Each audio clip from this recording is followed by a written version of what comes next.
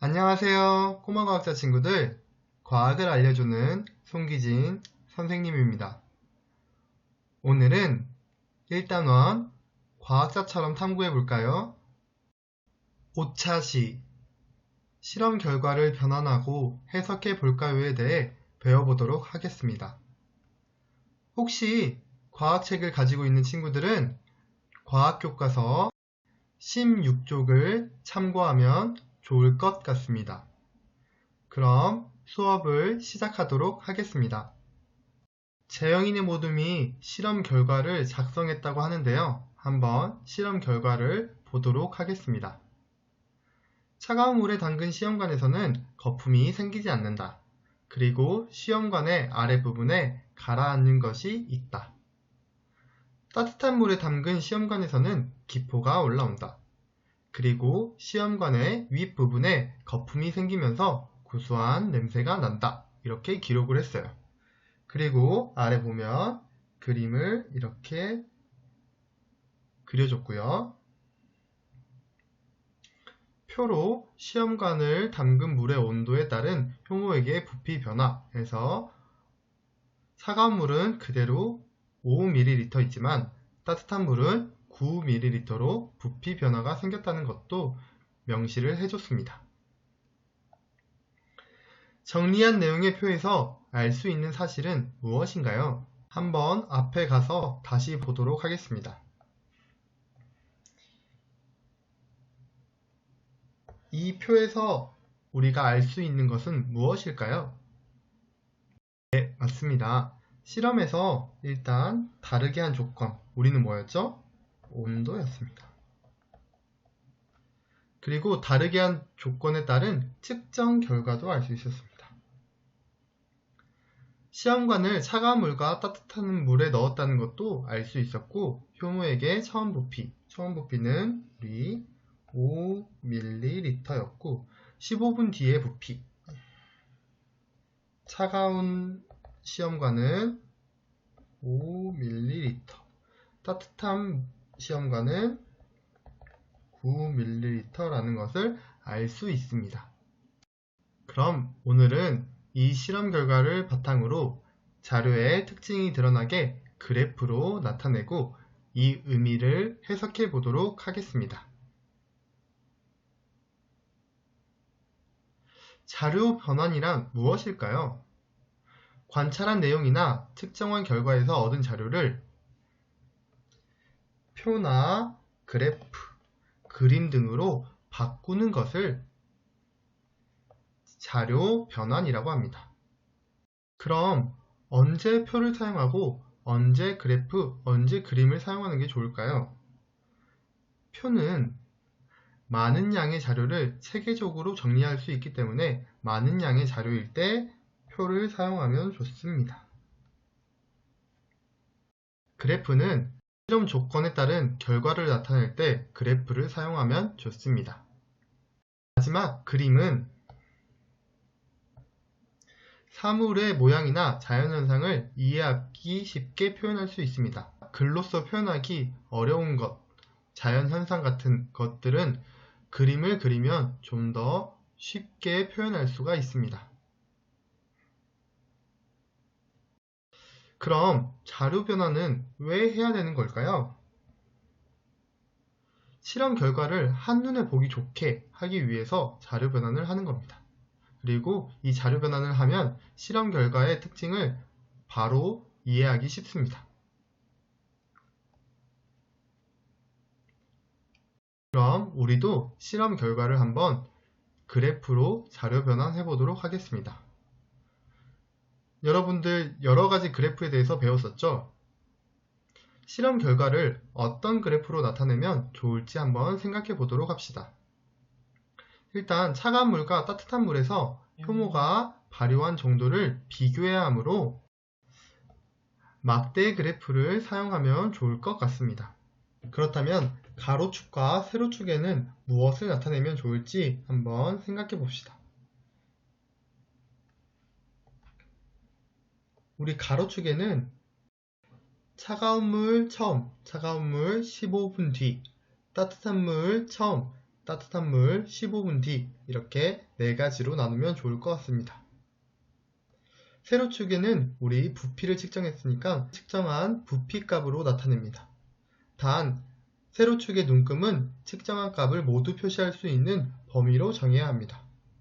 우리 처음에는 5ml였고 나중에는 최대 9ml까지 변화하였기 때문에 5ml와 9ml를 모두 표기할 수 있는 범위로 정해야 합니다. 그럼 한번 그래프를 그려보도록 하겠습니다. 일단 가로축에는 실험에서 다르게 한 조건을 나타내고 세로축에는 측정한 결과를 나타냅니다. 그러면 가로축에는 차가운 물, 따뜻한 물이 될 거고 세로축에는 부피가 될 겁니다. 이런 식으로 표기하면 좋을 것 같습니다. 그 다음 가장 큰 측정값을 나타낼 수 있도록 세로축의 늑금을 정해야 되는데요. 우리 최대 부피가 9ml이기 때문에 한 눈금에 1씩 증가하면 좋을 것 같습니다. 이런 식으로요.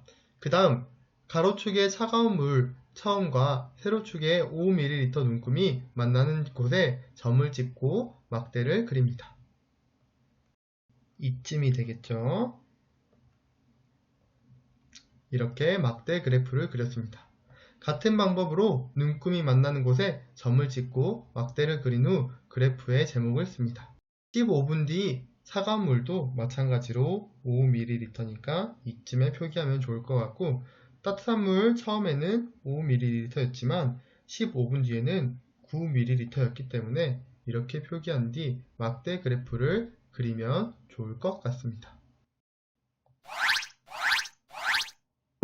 우리 실험 결과를 표, 그림 및 그래프로 변환하는 자료 변환을 해봤는데 이번에는 자료 해석의 의미를 알아보고 자료를 해석하는 방법을 정리해 보도록 하겠습니다.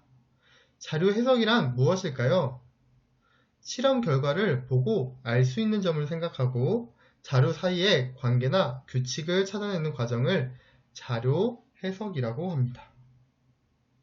그럼 자료 해석은 어떻게 하는 걸까요? 영상으로 배워보도록 하겠습니다.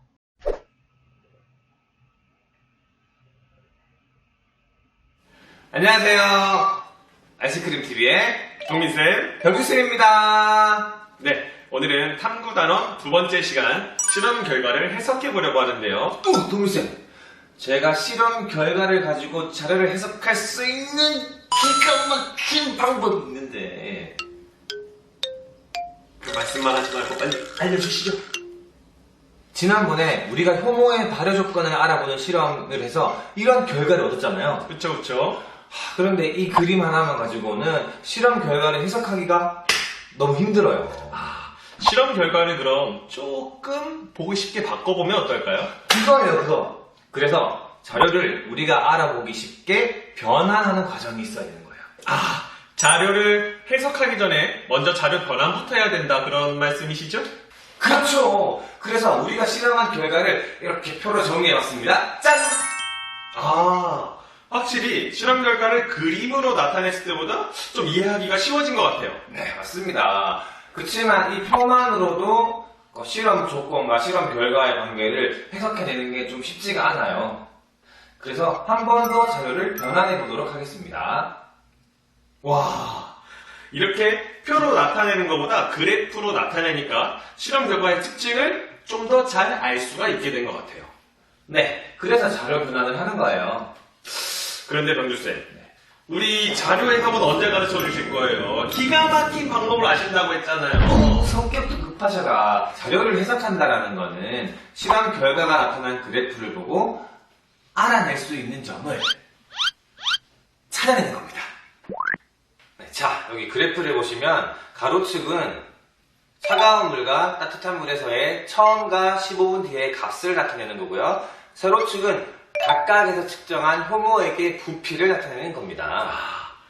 가로축은 실험에서 다르게 한 조건이고 세로축은 실험에서 나타난 값을 나타내는 거군요. 그렇죠.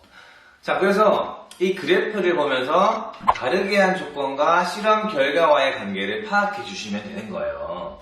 차가운 물에 담근 효모액은 처음과 15분의 부피 변화가 없고요. 따뜻한 물에 담근 효모액은 부피가 늘어났네요. 굿굿 베리 굿. 다르게 한 조건과 실험 결과와의 관계를 아주 잘 이끌어 주셨어요. 그런데 이렇게 실험 결과가 나온 모델도 있는데요. 차가운 물과 따뜻한 물에서의 효모의 부피의 변화가 거의 일어나지 않았네요. 실험을 하다 보면 간혹 이런 경우가 생길 수 있습니다. 하지만 이럴 때는 당황하지 말고 실험했던 결과를 차근차근 되짚어 보면 됩니다. 실험 조건은 잘 통제를 했는지 실험 과정에 문제는 없었는지 한번 생각해 보라는 말씀이시죠? 네, 맞습니다. 실험 방법을 고쳐서 다시 실험하고 또 고쳐서 실험하고 이렇게 실험 방법을 고쳐서 실험하는 걸 반복 하다 보면은 보다 더 정확한 실험 결과를 얻어낼 수가 있어요. 감사합니다. 오늘 선생님 덕분에 실험 결과 자료를 변환하고 해석하는 방법을 잘 배워봤는데요. 아마 여러분도 선생님과 같은 마음일 거라고 생각합니다. 다음에는 더 유익한 내용으로 만나요. 여러분 안녕. 영상 잘 시청하셨나요? 자료를 해석하는 방법을 한번 정리해 보도록 하겠습니다. 자료를 해석하는 방법에는 무엇이 있나요? 첫 번째, 변환한 자료를 해석해 그 의미를 확인해야 합니다. 두 번째, 다르게 한 조건과 실험 결과의 관계에서 규칙을 발견해야 됩니다. 세 번째, 규칙에서 벗어나는 경우가 있다면 그 까닭이 무엇인지 분석을 해야 됩니다. 혹시 내가 한 실험이 실험 조건을 잘 통제했는지, 실험 과정에서 오류사항은 없었는지, 측정 방법이 이상하지는 않았는지 한번 확인해 봐야 됩니다. 이렇게 자료를 해석해서 규칙을 발견했다면 실험 결론을 내야 되는데요. 우리 다음 시간에는 이제까지 했던 실험의 결론을 내보도록 하겠습니다. 꼬마 과학자 친구들 모두 고생 많으셨습니다.